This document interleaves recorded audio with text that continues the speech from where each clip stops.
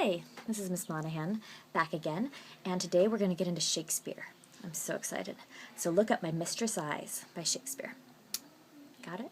Okay. Now this is a sonnet. We know because it has iambic pentameter, so that means that 10 syllables. Usually, we're not going to get too much into iambic pentameter this time, but when there are 10 syllables, it's almost always going to be iambic pentameter. It's a very common verse, a very common meter. And it means that there's an unstressed syllable and then a stressed one, and that happens 5 times, pent, 5. So iamb is unstressed, stressed, pentameter, 5 times, 2 times 5, 10 syllables, easy way to remember that. And then sonnet, a Shakespearean English sonnet is going to go A, B, A, B, C, D, C, D, E, F, E, F, G, G.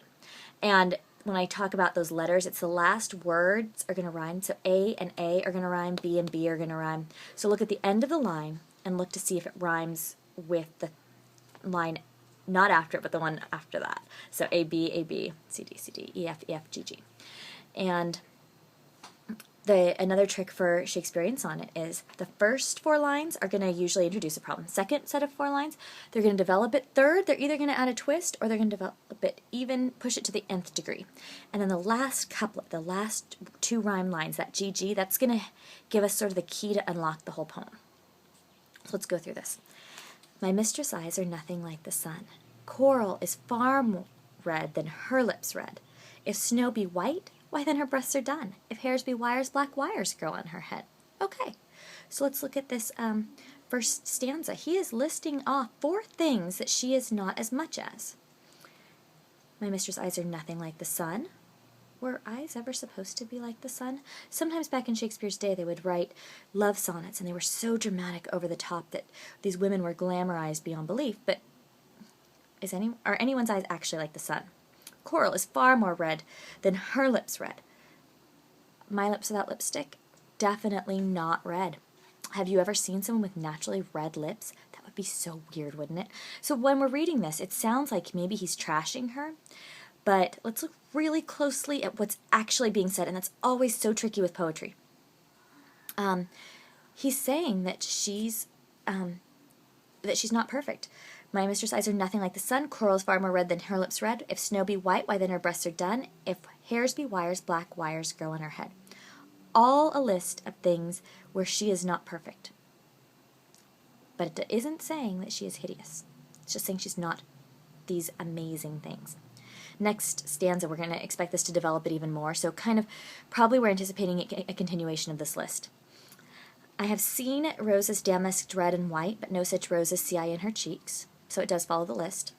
Her cheeks aren't as red as roses. Oh, wow. Terrible. Oh, my gosh.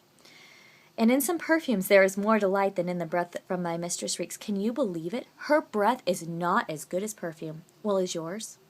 Have you ever met anyone whose breath was as good as perfume? I haven't.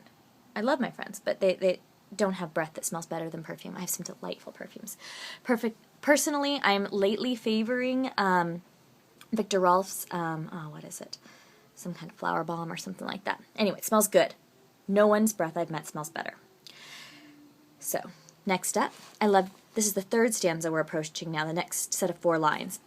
And we're either going to push deeper or there's going to be some kind of twist. I love to hear her speak, yet well I know that music hath a far more pleasing sound. Okay, so we're continuing in this list. Music sounds better than her voice. Music sounds better than most voices. Music is awesome. And I grant I never saw a goddess go. My mistress when she walks treads on the ground. Okay, so she doesn't fly away. She doesn't walk on clouds. Do you? Can't imagine that you would be able to do that. I think that most of us are walking on ground. That's kind of what gravity's for. It holds us there.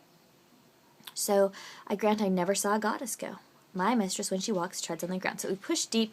This is the end of that stanza. So now we're getting to the GG, to the end, that final key, that last couplet. And yet. Okay. So that transition, and yet. It's like and but, or but. So now, okay, we've had this long list of things that she's not. And it's usually a structure of my mistress and then something perfect. My mistress is not something perfect. And now, finally, and yet. By heaven. Okay, so we're evoking heaven, something celestial. I think, okay, So now he's telling us what he thinks. We haven't seen what he thinks before. We've just seen that she isn't perfect. He's given us a ton of evidence. Of all of these lines add up to all of this evidence adds up to she is not perfect. That's all that it's saying. And yet, by heaven, I think my love is rare as any she belied with false compare. Okay, my love as rare. Like, how is rare being used here? Like a steak, medium rare? I don't think so. I think it's that kind of rare, like a precious jewel. I think she's as rare as a diamond, a huge diamond, an amazing diamond. The most rare kind. I think my love as rare. So, that kind of rarity. I think my love is rare as any she belied with false compare. So what she is rare as? Any with whom she is falsely compared. Compared. So she's been falsely compared. This is not fair for her to compete with perfection. No one's actually perfect. All of these are fake. The guys are calling out all this stuff. It's so fake. Oh my gosh, baby, you're so perfect. Oh my gosh, like, I have never seen you be flawed ever. Such a lie. Like, we're all flawed. And Shakespeare's pointing that out. But is he saying that she's terrible? No. She's as rare as any she belied with false compare. I think that's pretty cool. I like this as a love poem. It's like, you're not perfect, but you're just as good as anything out there. And is there anything more special? Even though he can see her flaws, he still cares about her anyway. He knows she's not perfect. He doesn't need her to be. That's not... He understands that we're all flawed, and what a cool thing for someone to be able to see your flaws and love you anyway.